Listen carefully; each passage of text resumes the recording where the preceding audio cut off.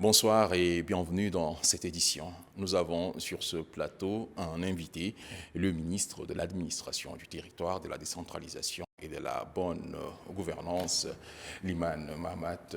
Bonsoir. Bonsoir. Monsieur le ministre, l'entretien, nous allons le commencer dès l'entame de cette édition, c'est-à-dire à l'instant même. Chers téléspectateurs, nous allons développer le titre dans un instant. Déjà, la première question, monsieur le ministre, vous avez été un maillon clé, un élément majeur donc ayant contribué à la réussite du dialogue national inclusif et souverain. Aujourd'hui, les plus hautes autorités du pays vous confient une grande mission, celle-là de mettre en musique les résolutions et recommandations du dialogue national inclusif et souverain. Quelles sont les priorités du moment, des priorités en rapport justement avec votre mission? Je vous remercie de m'offrir l'occasion de pouvoir parler de ma mission et surtout vous l'évoquiez, le rôle que j'ai eu à jouer pour l'organisation du dialogue et surtout son déroulement à travers ma présence au sein du Présidium. Je pense que c'est une lourde mission que le chef de l'État, le Premier ministre ont cru devoir me confier.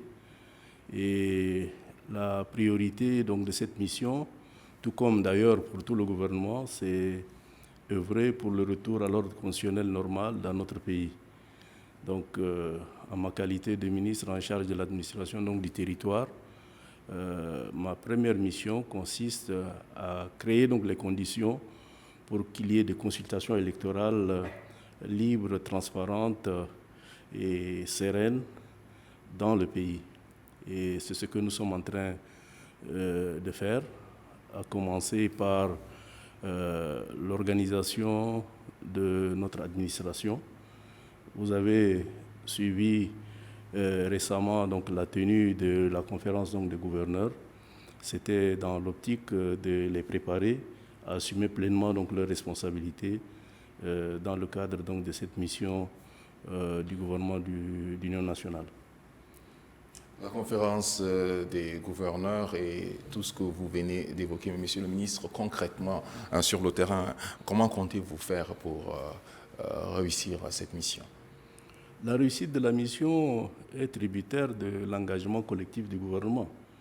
Je pense que nous avons un cahier donc des charges, nous avons une feuille de route et chacun dans son domaine donc de compétences essaie d'œuvrer pour que à terme, nous puissions parvenir à l'application pleine et entière du cahier des charges. Et pour ce qui nous concerne, je vous le disais, j'essaie donc de créer le cadre d'encadrement, d'organisation de la population pour participer aux compétitions donc, électorales qui sont prévues. J'essaie également, donc, à travers tous les maillons donc, de la chaîne, de mieux gérer le territoire donc, national afin que ces consultations puissent se dérouler à la satisfaction. Et je pense que, suivant donc les orientations que nous avons donc reçues, nous avons enclenché le processus de mise en place de l'organe en charge de l'organisation du référendum constitutionnel, qui est le premier pas devant permettre donc le retour à l'ordre constitutionnel. Et ce premier pas, nous sommes en train donc de l'aborder sereinement à travers le comité en charge de l'organisation dont j'ai la lourde mission donc de conduire les travaux. Monsieur le ministre, vous avez parlé de votre feuille de route. Avez-vous suffisamment de temps pour justement amener cette mission à bout? Parce que le délai imparti est... Nous ne pouvons pas dire donc pour l'instant que le délai donc est trop court pour nous, parce qu'il s'agit quand même d'un délai impératif que le dialogue a arrêté, et je pense que le gouvernement d'Union nationale doit œuvrer sans relâche pour pouvoir donc tenir donc le délai. Le chef de l'État l'a également rappelé, ce délai sera honoré. Dans tous les cas, c'est que nous sommes condamnés à honorer donc ce délai. Si nous voulons remplir notre obligation principale, qui est celle de permettre au pays de renouer avec l'ordre constitutionnel donc normal, nous ne pouvons que travailler donc sans relâche pour que les délais soient respectés. Parlons maintenant de CONOREC. C'est un maillon clé également dans le dispositif. Évidemment, c'est que vous devez quand même donc vous souvenir que le dialogue national inclusif avait entrevu déjà la possibilité de mettre en place un organe ad hoc qui doit se charger de l'organisation du référendum constitutionnel. Et c'est par rapport à l'option qui a été arrêtée par les participants au dialogue. Pour les autres consultations, c'est l'organe de gestion des élections qui doit être mis en place. Et cet organe de gestion donc, des élections ne peut être mis en place que lorsqu'on aura adopté donc, la Constitution.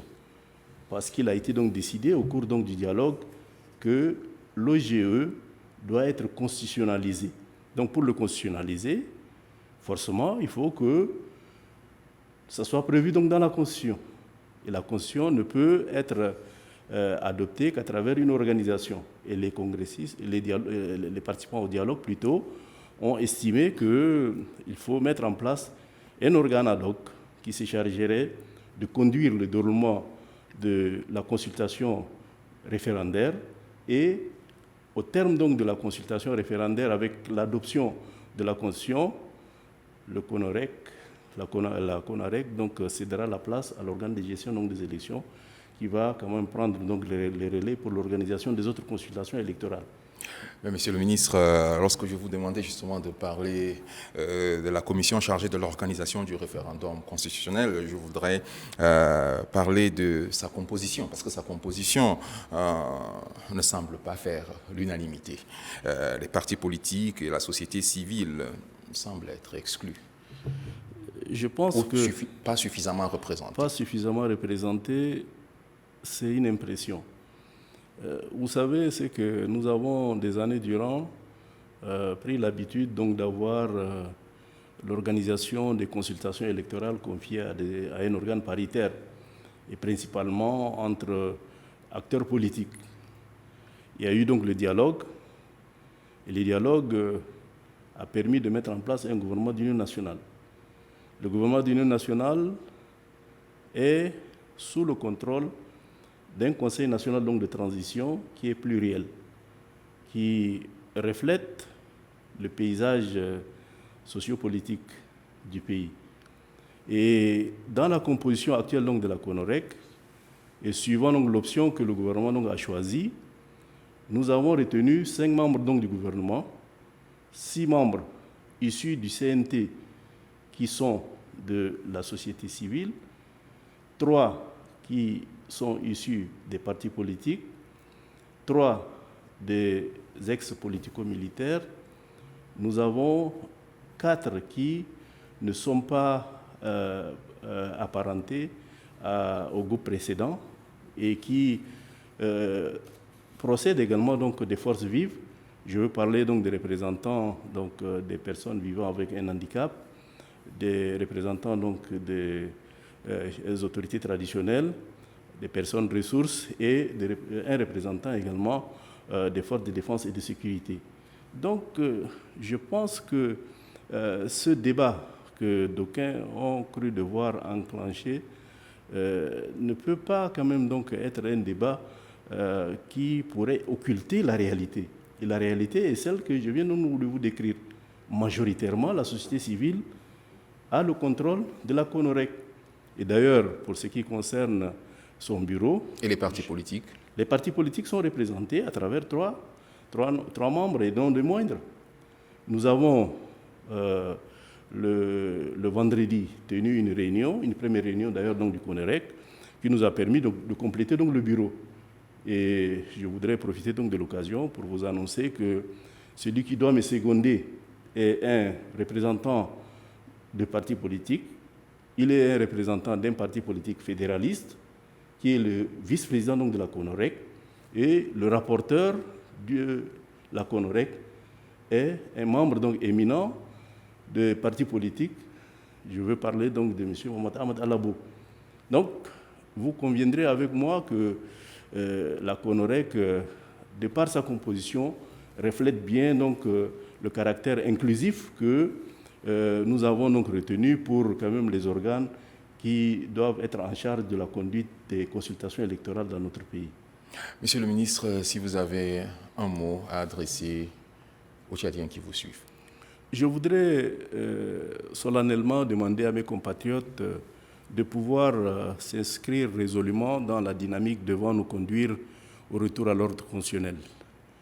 Nous ne pouvons plus continuer avec les combats d'arrière-garde. Le dialogue est fini. Il y a un gouvernement d'union nationale qui est en place.